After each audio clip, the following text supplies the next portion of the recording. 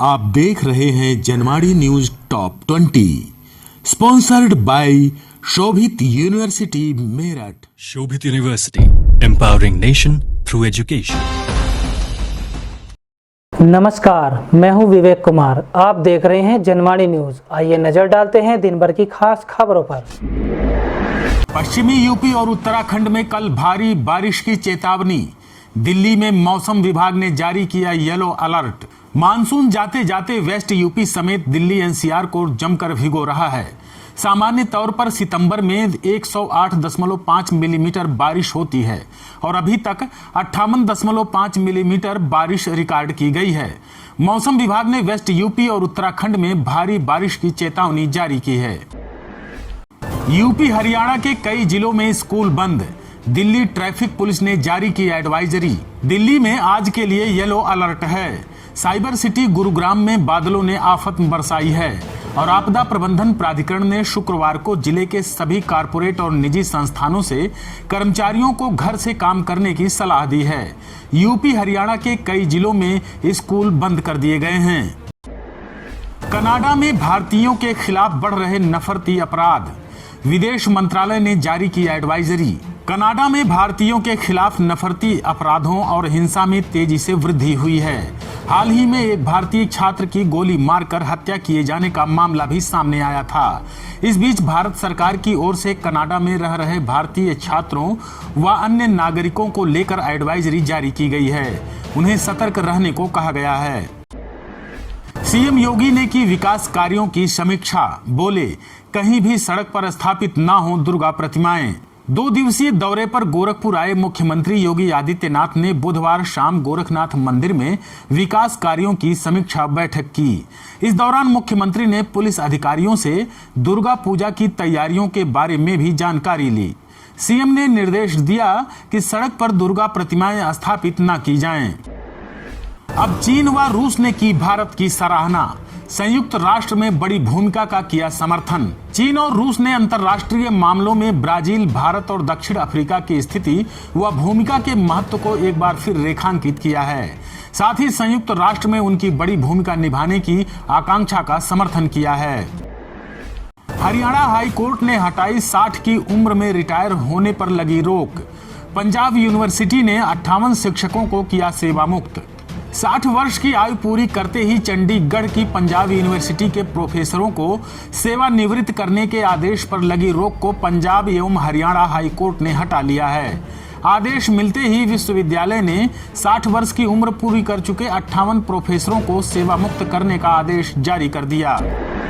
छल बल लालच से धर्म परिवर्तन के खिलाफ सख्त कानून बनाने की मांग। सुप्रीम कोर्ट ने केंद्र सरकार को भेजा नोटिस। छल बल और लालच अथवा धमकाकर कराए जाने वाले धर्मांतरण को रोकने के लिए कठोर कानून बनाने की मांग की गई है। इसे लेकर सुप्रीम कोर्ट में याचिका दायर की गई है। शीर्ष कोर्ट ने केंद्र सरकार व संबंधित पक्षों को नोटिस जारी कर जवाब मांगा है। जांच समिति की रिपोर्ट के बाद विधानसभा अध्यक्ष ने रद्द की 250 नियुक्तियां। विधानसभा सचिव मुकेश सिंघल को किया सस्पेंड। उत्तराखंड विधानसभा भर्ती प्रकरण के संबंध में जांच रिपोर्ट समिति ने विधानसभा अध्यक्ष रितु खंडूरी को सौंप दी है। नियुक्तियों में अनियमितता के मामले में विधानसभा अध्यक्ष ने 250 नियुक्तियों को रद्द करते हुए सचिव मुकेश सिंघल को सस्पेंड कर दिया है। यूक्रेन पर कब्जे के लिए रूस की नई चाल। जनमत संग्रह से पुतिन तोड़ेंगे जेलेंस्की का हौसला। हथियारों के दम पर यूक्रेन को कब्जाने की तमाम कोशिशों में नाकामयाब होने के बाद अब रूस नया पैंतरा आजमाने जा रहा है। खबर है कि रूस ने यूक्रेन के कब्जा किए गए क्षेत्रों में जनमत संग्रह शुरू किया है। रूसी अधिकारियों के मुताबिक जनमत संग्रह से यह निर्धारित होगा कि यह क्षेत्र रूस का अभिन्न हिस्सा बनना चाहते हैं या नहीं। अर्बन नक्सल पर भड़के प्रधानमंत्री नरेंद्र मोदी। बोले, मैंने पूरा किया नेहरू का काम। प्रधानमंत्री नरेंद्र मोदी शुक्रवार को अर्बन नक्सल पर जमकर भड़के। उन्होंने कहा, राजनीतिक समर्थन वाले अर्बन नक्सल ने कई सालों तक विकास कार्यों को रोक कर रखा।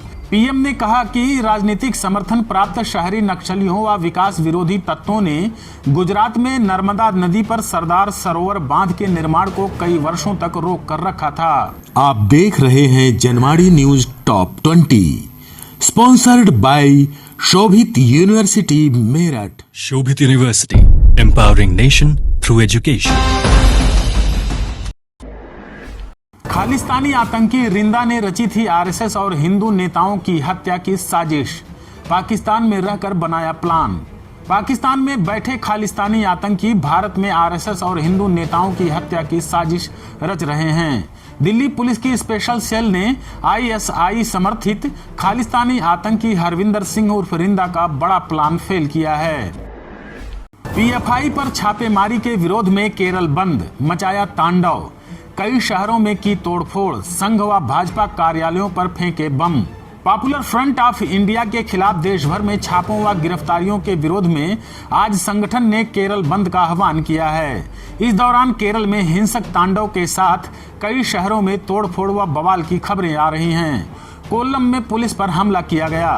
कन्नूर के मट्टनूर में आरएसएस के कार्यालय पर पेट्रोल बम फेंकने की खबर है, तो वहीं तमिलनाडु के कोयम्बटूर में भाजपा कार्यालय में तोड़फोड़ की भी सूचना है। वंदे भारत एक्सप्रेस ने बुलेट ट्रेन को भी पछाड़ा। महज 52 सेकंड में पकड़ी 100 किलोमीटर प्रति घंटे की रफ्तार। देश में बनी और डिजाइन की गई semi high speed train Vande Bharat express ने स्पीड के मामले में बुलेट ट्रेन को भी पीछे छोड़ दिया है। केंद्रीय रेल मंत्री के मुताबिक भारत की semi high speed Vande Bharat train अब 52 सेकंड में 0 से 100 किलोमीटर प्रति घंटे की रफ्तार पकड़ लेती है। केंद्रीय जांच एजेंसी एनआईए ने किया बड़ा दावा। पीएफआई के पदाधिकारी कर रहे थे आतंकी संगठन आईएसआईएस के लिए भर्ती। देश भर में पॉपुलर फ्रंट ऑफ इंडिया यानी पीएफआई के सदस्यों, पदाधिकारियों व कार्यकर्ताओं की धरपकड़ के बाद दूसरे दिन राष्ट्रीय जांच एजेंसी ने पीएफआई की गतिविधियों को लेकर बड़ा खुलासा किया है। एनआईए ने शुक्रवार को बताया कि पीएफआई आईएसआईएस जैसे प्रतिबंधित आतंकी संगठन के लिए मुस्लिम युवाओं की भर्ती में जुटा था। राजस्थान के सीएम अशोक गहलोत का बड़ा ऐलान। बोले, कांग्रेस अध्यक्ष पद का चुनाव लड़ूंगा। कांग्रेस अध्यक्ष पद के चुनाव की सरगर्मी के बीच राजस्थान के सीएम अशोक गहलोत ने बड़ा ऐलान किया है। उन्होंने अध्यक्ष पद का चुनाव लड़ने की घोषणा करते हुए कहा कि मैं इस चुनाव के लिए नामांकन करूंगा। यूपी विधानमंडल के मानसून सत्र का आखिरी दिन आज। अखिलेश यादव के साथ सपा विधायकों ने किया वॉकआउट। यूपी के विधानमंडल के मानसून सत्र का आज आखिरी दिन है। आज भी विपक्ष के सदस्यों ने सरकार को कानून व्यवस्था सहित कई मुद्दों पर नारेबाजी कर घेरा। कुछ देर बाद सपा अध्यक्ष अखिलेश यादव के नेतृत्व में सपा विधायकों ने बहिर्गमन किया और रवाना हो गए। पीएफआई द्वारा बंद के ऐलान के बाद हाई अलर्ट। माहौल बिगाड़ने वालों पर सख्त कार्रवाई के निर्देश। राष्ट्रीय जांच एजेंसी द्वारा आतंकी कनेक्शन को लेकर 16 राज्यों में छापेमारी के बाद पीएफआई के केरल में बंद को लेकर किए गए ऐलान के बाद यूपी में हाई अलर्ट जारी कर दिया गया है। आज जुमे की नमाज को ध्यान में रखते हुए प्रमुख स्थानों पर सतर्क दृष्टि रखने व माहौल बिगाड़ने वालों पर सख्त कार्रवाई के निर्देश दिए गए हैं। भाजपा नेता सुनील भराला को धमकी दिलाने वाला मारूफ गिरफ्तार। देर रात तक मेरठ मारूफ को लेकर पहुंचेगी पुलिस टीम। भाजपा नेता सुनील भराला को धमकी दिलाने वाले मारूफ को हैदराबाद से गिरफ्तार कर लिया गया है। मारूफ हापुड़ में रहने वाले अपने एक दोस्त के घर हैदराबाद में छिपा था। शुक्रवार को पुलिस ने हैदराबाद से मारूफ को गिरफ्तार कर लिया है। एसएसपी रोहित सजवान ने बताया कि मारूफ को हवाई जहाज से लेकर पुलिस की टीम दिल्ली के लिए रवाना हो गई है। उम्मीद है कि देर रात तक मारूफ मेरठ पहुंच जाएगा। अफगानिस्तान के काबुल में फिर हुआ बड़ा धमाका। नमाज के ठीक बाद अकबर खान मस्जिद के पास हुआ ब्लास्ट। अफगानिस्तान के काबुल में एक बार फिर धमाके की खबर आ रही है। धमाका वजीर मोहम्मद अकबर खान मस्जिद के पास हुआ है। जानकारी के मुताबिक धमाका उस वक्त हुआ है जब लोग मस्जिद से नमाज अदा कर बाहर आ रहे थे।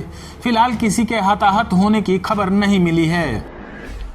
शेयर बाजार में मचा कोहराम। निवेशकों को 5 लाख करोड़ रुपए का हुआ नुकसान। भारतीय शेयर बाजार में कोहराम मचा हुआ है। दुनिया भर के शेयर बाजारों में आई गिरावट का असर भारतीय शेयर बाजारों पर नजर आ रहे हैं, जिसका खामियाजा निवेशकों को उठाना पड़ा है।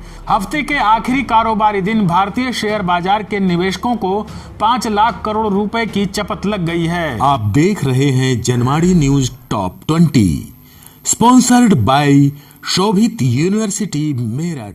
Shobhit University, empowering nation through education.